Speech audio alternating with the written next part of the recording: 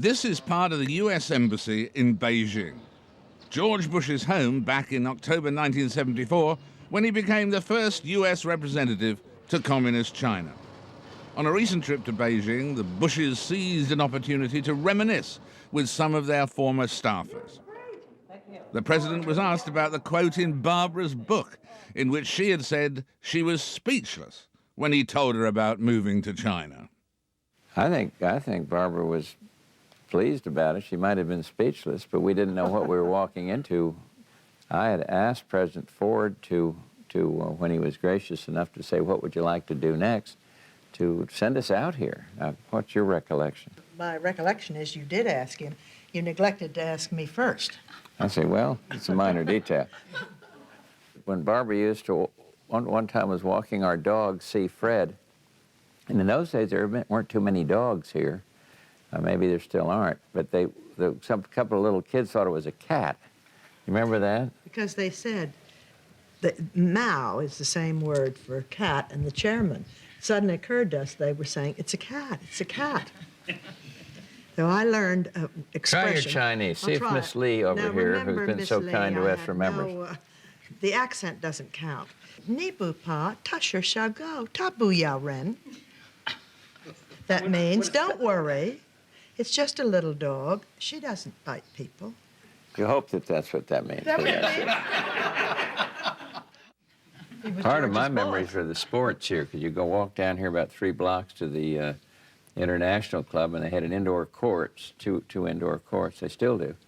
And we had great tournaments, but mainly with the diplomats. You know, I'm not a bragging kind of guy, but do you know that you're talking to the former men's doubles champion of the international community here? Yes, indeed, sir.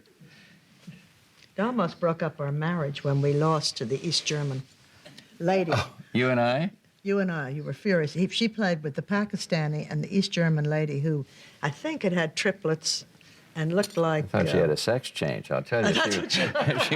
She had a serve like a bullet. I mean, God. Well, thank you. The end of our marriage.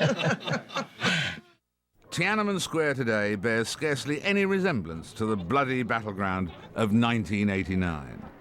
The fate of the dissidents had posed a serious dilemma for President Bush and his national security advisor, Brent Scowcroft. Looking back now, did they think that there might have been, in the words of their critics, too much carrot and not enough stick? Well, I look back on those days when I first became president. I'd just made a visit to China, and of course that was a very traumatic experience in China's history, and a very traumatic experience that put an understandable strain on the relations between China and the United States. But we handled it well.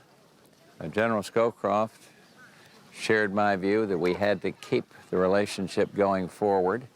And yes, we had some critics, but we unfortunately had to level sanctions. But then General Scowcroft came on what was a secret mission. I'm sure you remember that. I certainly do. It was only about 3 weeks after the Tiananmen Square. And it sent a signal to the Chinese leaders that this relationship was going to endure, and that we felt that it was very, very important to peace in the world and to understanding that we keep talking. And so let the critics say what they want, but I think history is going to say we did it all right. I think it was critical that we reached out at a time when, yes, you took some very stern measures against them, but to say that the relationship is more important, we have to ensure that it endures. And there are more individual liberties and human rights and freedoms of the people today than certainly before at the time of that dreadful incident. Absolutely. So relationships got to go forward, and you don't always look back. You got to look ahead, and you got to work quietly and consulting with people. Keep the doors open. But if we go back to slapping them publicly all the time and confronting them and accusing them of seeking hegemony, we could put world peace at jeopardy. It's that big.